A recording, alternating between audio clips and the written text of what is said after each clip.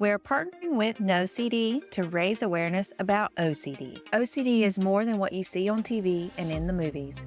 Imagine having unwanted thoughts about your relationship stuck in your head all day, no matter how hard you try to make them go away. That's relationship OCD. It comes with unrelenting, intrusive images, thoughts, and urges about your partner or loved one. Breaking the OCD cycle takes effective treatment. Go to nocd.com to get evidence-based treatment. Very excited about today's episode because it's going to be about Halloween, my most favorite holiday ever. Halloween is such a fun holiday because you get to dress up and eat candy. How much more fun can it get? Now, Halloween kind of competes with Christmas because of the presents, but when you're an adult, oh my gosh, Halloween is where it's at because you don't have to buy presents for other people. You can just dress up, have fun, go to parties, eat candy.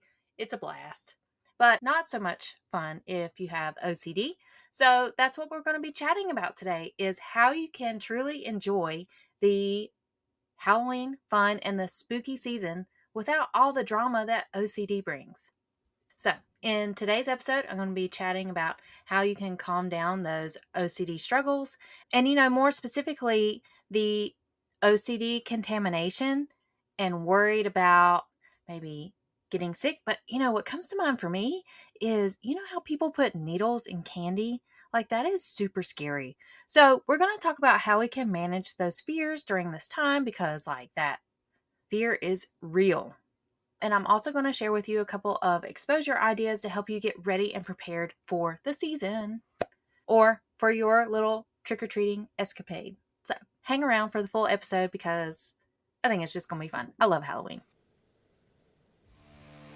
Hi, I'm Erin, licensed clinical mental health counselor and OCD specialist. I'm also a wife, mom to 3, and small business owner, helping those who are spiraling from intrusive thoughts to come out of that valley with long-term recovery and self-awareness. Reheat your coffee and pop in your AirPods to learn how to boss up to OCD.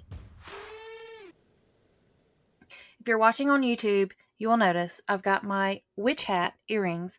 Love Halloween. And if you love Halloween too, you can give me a shout out on LinkedIn. Tell me your favorite Halloween story. Yeah, if you want to hit me up on LinkedIn, that's where you'll find me a lot. You can also comment on my YouTube videos with your questions and I can answer you there. So I got this question from someone who shared that their spouse all of a sudden, quote unquote, got worse. And they got worse in the sense with their OCD where they were compulsively washing dishes and felt like the dishes couldn't stay on the counter for any length of time. Those dirty dishes needed to get handled pronto. The question was can OCD pop up in adulthood and can OCD all of a sudden get worse? To answer that question, yes, on both sides.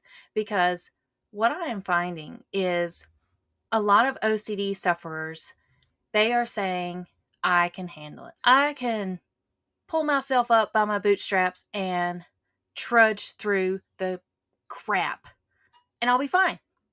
No big deal.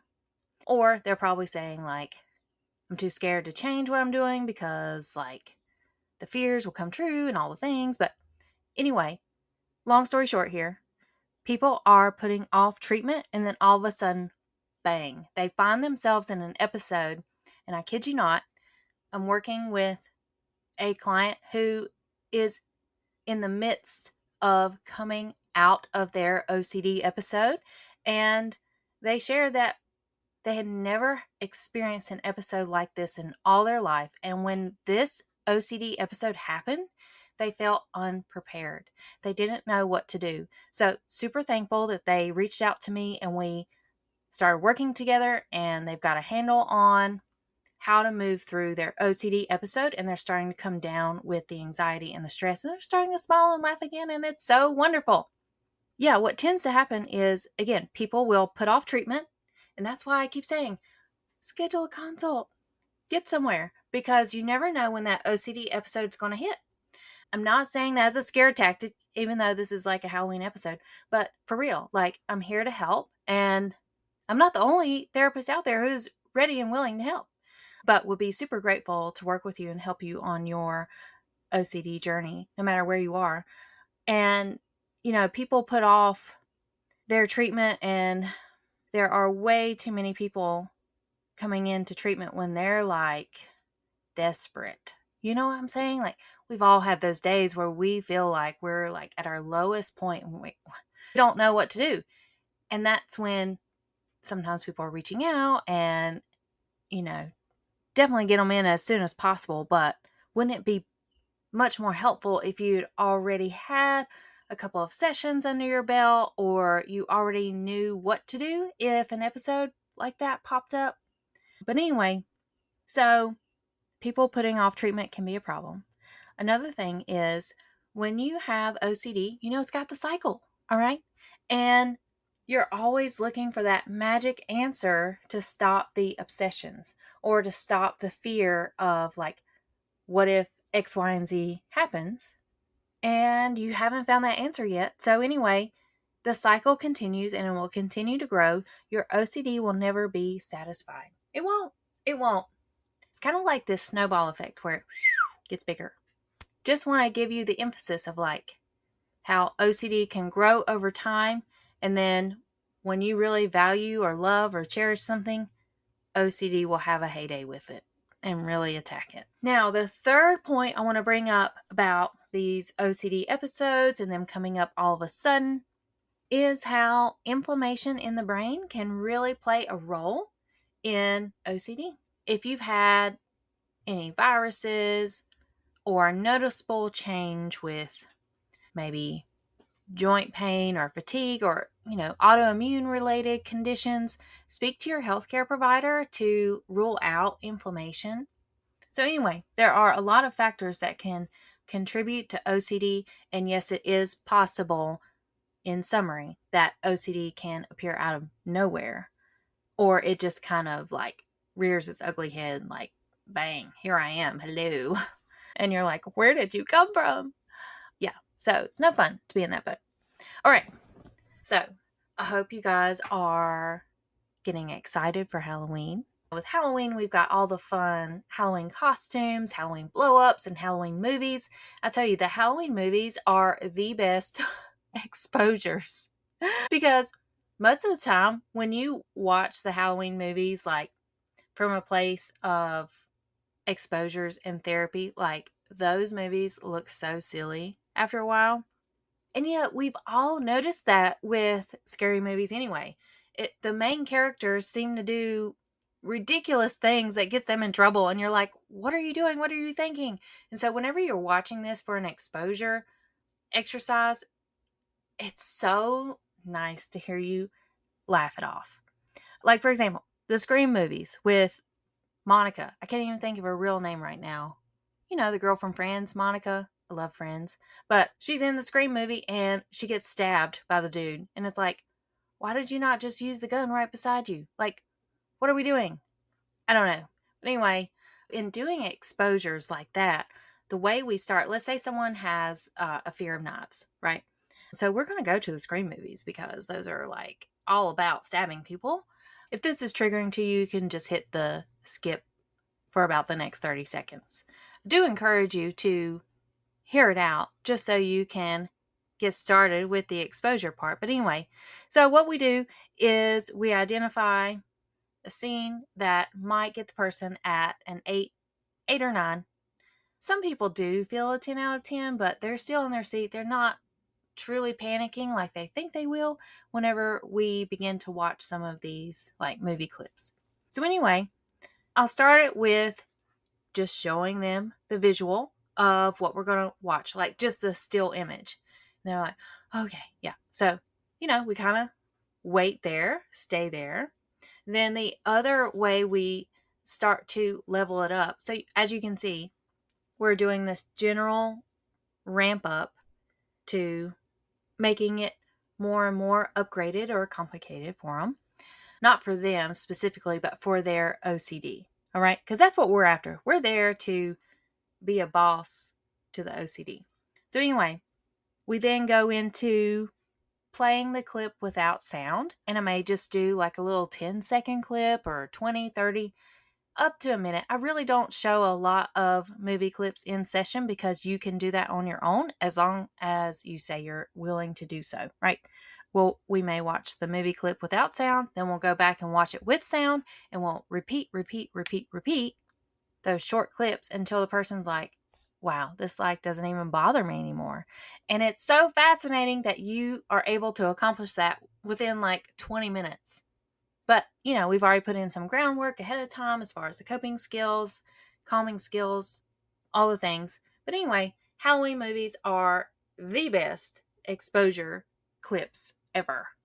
All right, so let's talk about the actual trick-or-treating, your night out, and how you want to experience the evening. Okay, when you have OCD, you love your routines, you love predictability, and Halloween can kind of take all of those out of question.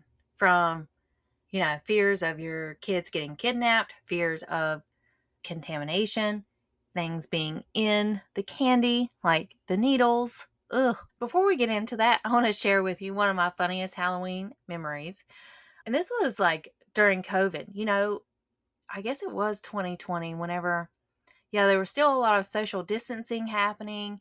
And it was just a very, stoic gray time. But then Halloween came and it felt like we could be outside and see people, at least from a distance. Like, it was really fun seeing all the costumes. But anyway, I remember someone shooting candy down a pipe to the kids. Like, that was their social distancing. My kids loved it. But anyhow, so my kids are all dressed up. They're little. So little, in fact, that my youngest was in a stroller and my other two were walking. They had on their mask. They were hilarious because they had, oh gosh, they had their mask on and it's dark. And I'm like, hey boys, watch out for the ditch.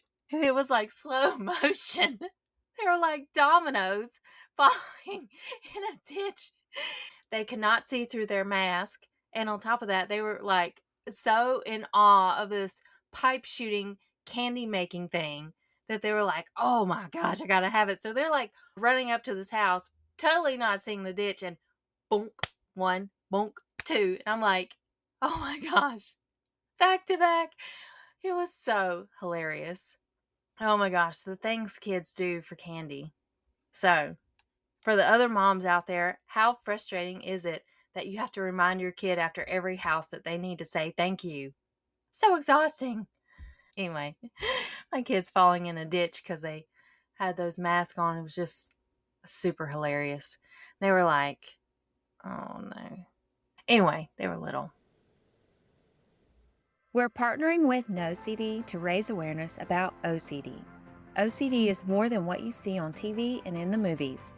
Imagine having unwanted thoughts about your relationship stuck in your head all day, no matter how hard you try to make them go away. That's relationship OCD. It comes with unrelenting, intrusive images, thoughts, and urges about your partner or loved one. If you think you may be struggling with relationship OCD, there's hope. NoCD offers effective, affordable, and convenient OCD therapy. NoCD therapists are trained in exposure response prevention therapy, the gold standard treatment for OCD. With NoCD, you can do virtual, live, face-to-face video sessions with one of their licensed specialty trained therapists. It's affordable and they accept most major insurance plans. Breaking the relationship OCD cycle takes effective treatment. To get started with NoCD, go to nocd.com/savage.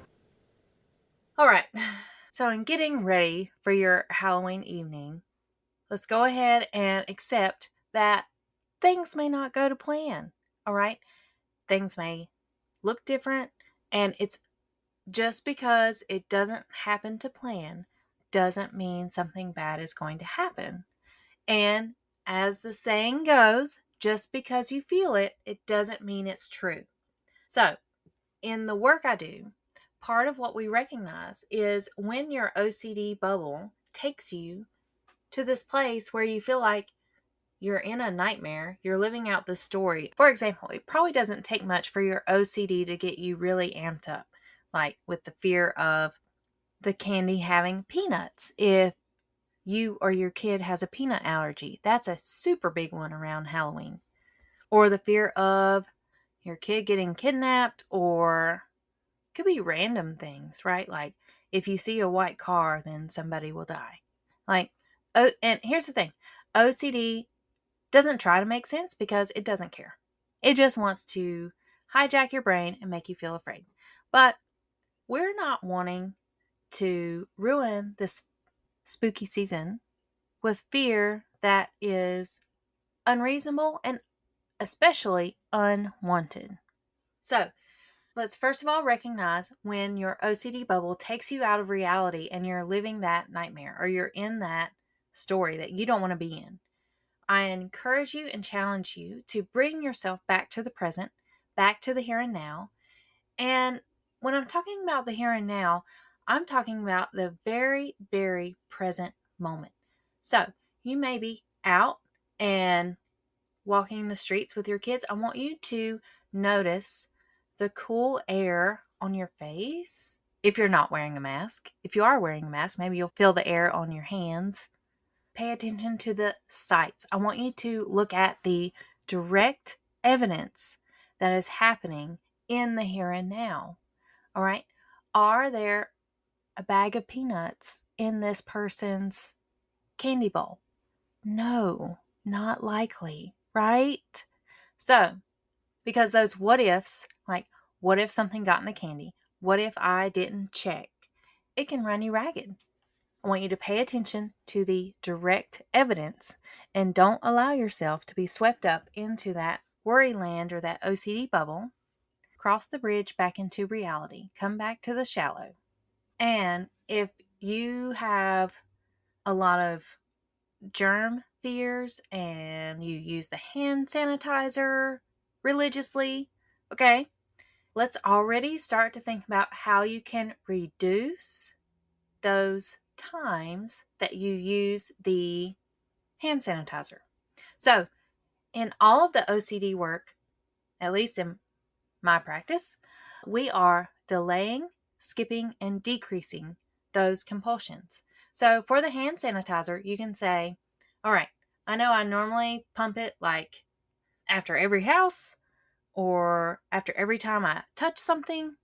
So, what if you were to say, like this weekend, before we go out, I'm going to try to delay using the hand sanitizer for 5 minutes, right? You're going to feel that urge, right?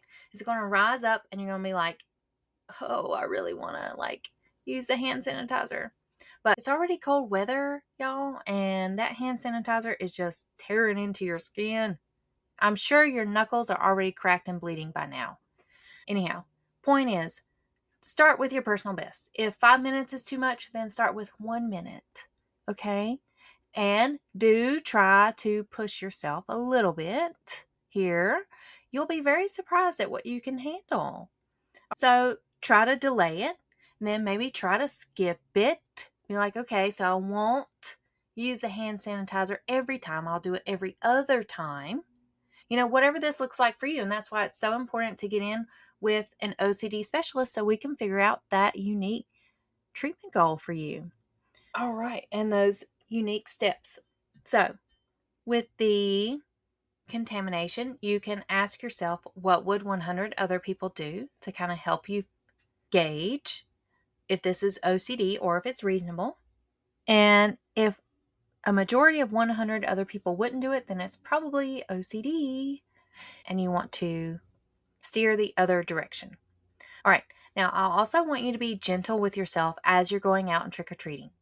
Remember to take slow, deep belly breaths so that you can remind your vagus nerve, like, we're cool. Nothing bad is happening here. You may get spooked while you're out.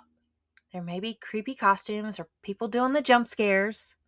And whatever those things are that you fear, as much as this sounds counterintuitive, I promise you it works. So, you may want to test it out yourself, where let's say you're afraid of blood. And I've got a blood exposure YouTube short out there if you're interested in taking a look. That was very fun, by the way. Love Halloween. And I myself am not a fan of blood. So when I say that as your OCD specialist, I will not ask you to do anything I wouldn't do myself, I am being for real. So for real that I did a blood exposure. And y'all, I don't normally look at blood, but in this blood exposure, I did a recipe of making fake blood, and you'll just have to go watch the video for yourself to see what happened.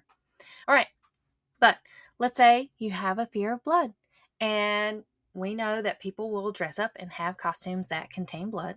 So go ahead and maybe check out my blood exposure video, or look up some medical videos that contain blood so that you can kind of get adapted to it, or look up those costumes, or go to the Spirit Halloween store and look at the costumes that have fake blood just to get yourself acquainted with it. And whenever you do these exposures, it's right, it's not about white knuckling it. It's about being present and allowing yourself to get to that place where you're like, oh, this ain't a big deal. Like, it's fine. I'm good. Looks like for you. So a lot of my patients, they're coming to the conclusion of, well, if it's not happening, then I don't have to deal with it. And I love that one because that is so true. That's very focused on the here and now. So, like with the blood phobia, maybe it's not just about the sight of blood. Maybe it's the fear of there's HIV in the blood or there's rabies in the blood. Like, contamination can just be such a plethora of stuff where Halloween can very much trigger it because all of these opportunities for OCD to rob you of the fun could happen. So anyway, with the blood, is there any evidence that there is HIV in it or that it's contaminated with rabies? There is not any direct evidence. These are small steps that you can do now, and if you need that extra help, totally reach out. Would be happy to help. And your family knows you best, and you may already be in a place where your family's like, oh my gosh, just get over it already. What if you could kind of recruit your family to help you? And the way you're going to do that is you're going to tell them exactly what you need. So what you need, like, let's go back to the hand sanitizer example. Let's say you're going to tell your spouse, hey, I am going to use my hand sanitizer less while we do the trick-or-treating. So how about you hold the hand sanitizer and you make sure that I only use it every other house, or whatever that. Or with the blood exposure, maybe you are having a hard time even looking up a scary movie. So you could ask your spouse, hey, can you find a scene that has blood? Okay. Because you need to get your brain used to seeing the blood in order for you to not feel as triggered to the thoughts of blood having HIV, blood having rabies. So your spouse may be very willing to help because they want you to get better. They do. And ultimately, they're in your corner. It may not feel like it sometimes, but they are. They really are. Because if this helps you feeling better and being happy, they're going to be more than willing to help. The other exposure tip you could consider is the worst case scenario script. But again, like, some of these things can feel too intense if you're by yourself. So if it's feeling too intense, you're not alone. But the worst case scenario script, again, what we want to do is help your brain feel like this is old news and we're not going to do any compulsions. So while it may seem uncomfortable to talk about your worst case scenario, by the time you repeat it several times and you are working through it and processing it with your OCD specialist, your brain will become less activated by the words. Because sometimes people get to a place where they're like, oh, it's just words. Like, it's just words on a paper. And these words truly have no impact on my well-being or my life or my health, etc. Overall, I want you to be kind to yourself and tell yourself that you're doing a good job whenever you're pushing outside of your comfort zone. All right. So all in all, we talked about today how OCD can pop out of nowhere. And we talked about the reasons why it's important to get into treatment to help you with those episodes and to help you feel prepared in case that does happen to you, whether it's today, tomorrow, or 10 years from now, you will at least know the strategies to help you when a big OCD episode may happen.